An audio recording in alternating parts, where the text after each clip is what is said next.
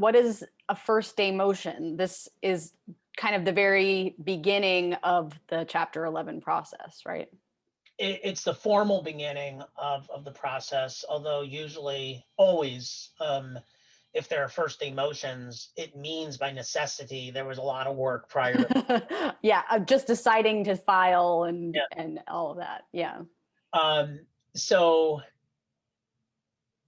a first day motion is a motion, as the name implies, is filed on the first day of the case, and maybe it's filed on the second day of the case, and usually, as the company is large, if the company is larger, it usually will commonly require more first day motions. If it's smaller, it may require fewer. And when we talk about the first day of a case, we mean the petition date, the date that the Chapter 11 petition is filed. By the way, we're only talking about voluntary Chapter 11 today. We're not touching upon, well, there's a lot of things we're not touching upon, one of which is involuntary bankruptcy. So when a company files Chapter 11, what it actually really means is it files a voluntary petition. And it's upon the filing of that petition that the automatic stay comes into place. So, and that's a good thing because it imposes the automatic stay. But it's a bad thing because it imposes the automatic stay. And what I mean is, and I hope it's not insensitive to use this as an example by way of analogy. I have always thought of it like chemotherapy. My understanding of chemotherapy is it's powerful medicine that can kill cancer cells, but it's also so powerful that it kills the good cells. And so it can make the person sick, right? So a first day motion is necessary. There are different species of first day motions, but as a general proposition, one of the main reasons, the reason why many of the first day motions is necessary, is because of the automatic stay. Because the automatic stay says, as we talked about before, hey, creditors, stand down, put the guns, in your belt. You can't do anything without, there's an automatic stay now. And if you don't like it, you can come and jump through certain hoops in bankruptcy court to get relief from the stay if you're eligible.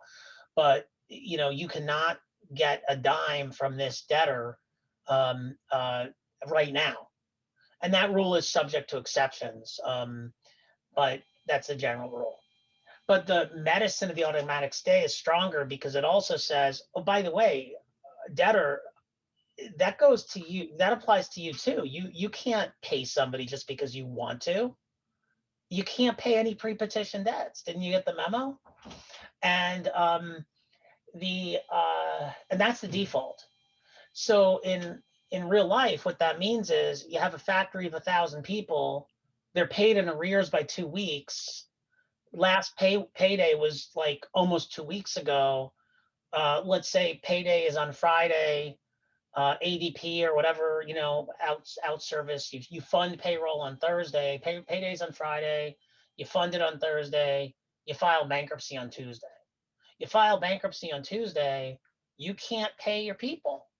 And if that happens, then you just didn't pay them for almost 2 weeks worth of work, which can be pretty disastrous if people, like, nobody comes to the factory the next day. That's bad for everybody, right? It's also bad policy because now you have 2,000 people showing up at the unemployment office. So the concept of one first day motion is to take the obvious stuff and say, Judge, the bankruptcy code, it says we can't do this, but as bankruptcy courts have done in virtually every other Chapter 11 case ever filed since the dawn of Chapter 11 in 1978, may we please pay these claims? And the court, I don't know of any court that's ever said no. I don't know of any creditors that really have objected. Some things are just so obvious. I personally think, this is an aside, that the only reason it hasn't just been drafted into the code is because it's like what do they call it? A full employment statute for us bankruptcy lawyers. Anyway, getting back to task, That's the concept. And in some cases, in the example I gave you, it's super obvious that it should be done.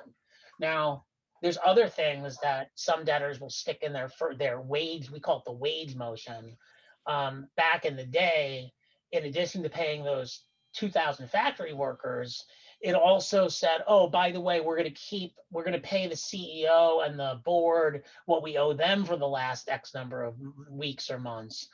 And courts typically would say, when that first started happening, they would say, okay, well, we'll approve the order, the form of draft order you submitted, counsel, except we're going to strike that part.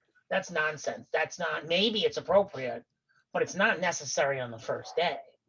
By now, the CEO can wait to get paid. Yeah. I don't think the CEO is going anywhere, counsel. And by the way, I don't think he's going to wind up on the, on welfare tomorrow if he or she doesn't get paid. It can wait. It's not to say it's not, maybe it will get approved depending on the facts and circumstances, but not in the context of first day. First day is meant to be very triage. And by the way, one reason it's meant to be triage is, who do you think has notice of the first day hearing? Very few people. When you file a Chapter 11 petition, one of the things you have to do is you have to list your top X number of creditors. Usually it's 20, the top 20. Larger companies will just do 30 or 40 or 50. Largest general unsecured creditors. And they get notice, as good notice as they can get. I mean, hopefully you have email addresses for all of them. And they get notice of the first day hearing. And all the parties that you may have been working with behind the scenes beforehand will get notice. Your bank's going to get notice. If you have bondholders, the indenture trustee will get notice. But there's probably 1,000 in a larger case. And well, let's just stick with what the example I just ginned up. We were talking about a factory with 2,000 workers. So we can assume that a factory of 2,000 workers probably has more than a handful of creditors. Mm-hmm. So very few parties have actual notice of the first day hearing. And so the relief that is granted on at the quote unquote first day hearings, is very limited. It's limited to that which a court thinks is absolutely essential to allow the company to live and really accomplish what its real goals are. So in the context of the first day motion on wages, that was an example that was, with the 2,000 line workers, that's obvious.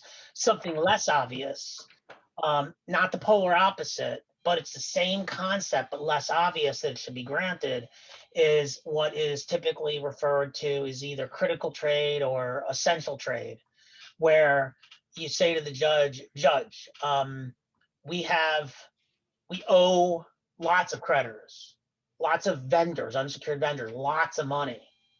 But there's a few that not only do we owe them lots of money, but two, we don't have an enforceable contract again with them. It's like more of like an open order thing.